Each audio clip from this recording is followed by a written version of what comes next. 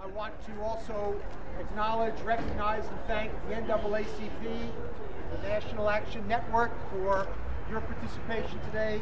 Citizens everywhere from all over the county, North Hempstead in particular. My name is Jay Jacobs. I'm the Nassau County Democratic Chairman. And I have a few remarks, and then I'm going to introduce three other individuals who will speak. Then we'll take any questions that the press may have, and then we've got to wrap. So, ladies and gentlemen, I think what this comes down to, having thought long and hard about it, is what kind of a country do we want to live in? What kind of a state do we want to live in? And what kind of a county do we want to live in? And the choice is ours. It will not happen on its own. It will not happen simply out of good intention or apologies after serious mistakes. It will happen only when people of good conscience come together, point out strongly and harshly what is wrong and no longer to be accepted, and do something about it. Unfortunately, I and other members of the party, and certainly the leadership, find ourselves in the uncomfortable position of having to stand on these steps on this day to call for the resignation of a colleague, a fellow Democrat, Ellen Birnbaum, who represents one of our districts in the Great Neck area of the county. It is not something that I am happy about. It is not something I do easily, nor do any of her colleagues do easily.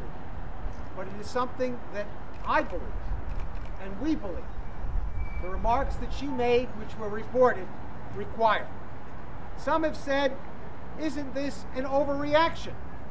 Isn't this taking political correctness way down the road? I would argue that it is that thinking exactly which allows insensitivity and intolerance to continue its insidious presence in our society at all levels. While I forgive Ellen Birnbaum for her misstatements, and I ask everyone to do so because she has asked for forgiveness, the fact that she had to ask, that she had to apologize, is indicative of the fact that the statement should not have been said in the first place.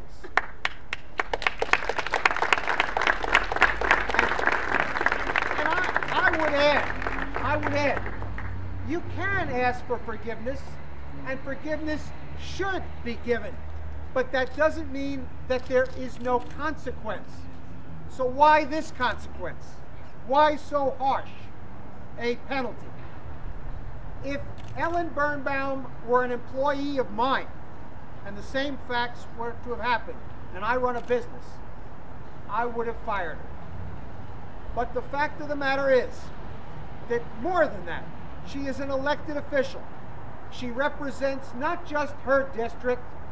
In a sense, she represents the entire county, and from my standpoint, she represents the Democratic Party. And we as Democrats, we as citizens of this county, those of you here as citizens of her district, cannot have, as a representative, someone who, even if they were by mistake, articulated views which show that kind of insensitivity. She says that it was out of context or in the part of a discussion of the Yes We Can Center. And I agree. She was discussing the Yes We Can Center. But what she actually said, which becomes so offensive and requires her to step down, is that she said to the Yes We Can Center, no, they can't, because they're black. And that is something we can't allow. And for anybody who says, well, really, was it that bad? I ask you to simply do this. Substitute in all of her statements that have been now reported a different term, a different description. Go to your own religious background or ethnicity put that term in there in its place and see how comfortable you would be with it. Finally, I will just tell you that if we're going to make this the country it ought to be, if the future is to be the future that our nation so needs to arrive at, each of us have to act, and act swiftly and act determinedly. And that's why the leadership of this party did what it felt it had to do. I'm sorry to say Ellen Birnbaum needs to go. I'm sorry to say the whole matter occurred, but I am proud to say that so many Democrats, so many great individuals, so many citizens see it very much the same way. And on that note, I would like to introduce as our next speaker the leader of the Democratic caucus in the Nassau County Legislature, Kevan Abrahams. Good afternoon. Unfortunately, we're here today to call for the resignation again of Legislator Birnbaum. None of us here take any pleasure in calling for her resignation, but it's something that's necessary to be done. We cannot accept derogatory statements about any culture or any ethnicity or any race, not just here in this county, but in this country. The walls in the building that stands behind us stands for everything that's pure, everything that's right, everything that's good about our county. Everything that we try to do to make the lives of those citizens throughout this county better stands within these walls. And one of the reasons why we need to call for Legislator Birnbaum's resignation is because I truly believe she will not be able to fulfill her responsibilities as a county legislator anymore. You cannot say these things about a particular community and expect that an apology will just wash it away. While we accept Legislator Birnbaum's apology, yes, we have to move on without her being within this chamber. I am so glad to see the crowd that we have today. Regardless of race or religion or ethnicity, we're going to speak up when things go wrong and when people say things that are insensitive. That's the bottom line. That's why we're Democrats.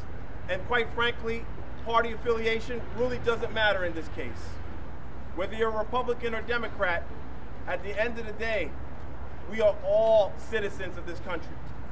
And we have to make sure when these kinds of things happen that we speak out against them.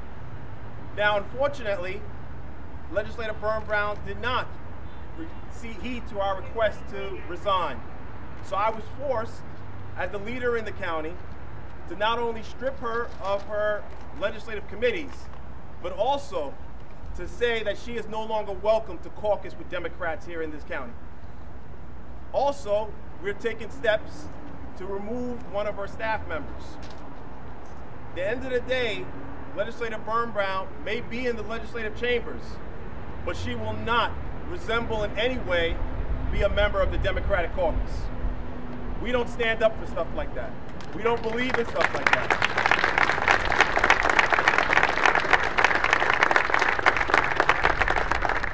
And the message needs to be clear, it needs to be concise, it needs to know that the people of Nassau County have to believe that the legislators here are better than that. And we are better than that. And that's why this message needs to be sent. So unfortunately, Legislator Birnbaum will be with us today when we start our meeting at 1 o'clock. But hopefully the voices that are here behind us, the 100 some odd folks, will make their concerns known, that they will not tolerate or accept. And though if Legislator Birnbaum plans to continue, her continuing will be a distraction. And that is something we do not need, because we need to do the people's work and continue to govern. So I thank all of you for being here today. I thank each and every one of our leaders, Jay Jacobs, Robert Triano, Judy Bosworth, Nan, the NAACP, all of our community leaders, Gerard Terry.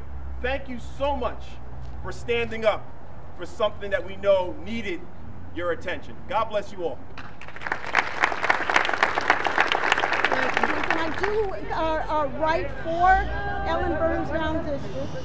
Yeah, go ahead. Yeah. So So let me ask you a question in context, because we're not talking so much about censoring. She said something. I mean to say, one aspect is, as you said, she said bad things. You're censoring her. Now let's talk at the recourse that you're defending now. So let me ask you a question. Let's say this was not Nassau County and Great Neck and so forth. Let's say it's the Midwest. Let's say it's a right-wing Christian fundamentalist district.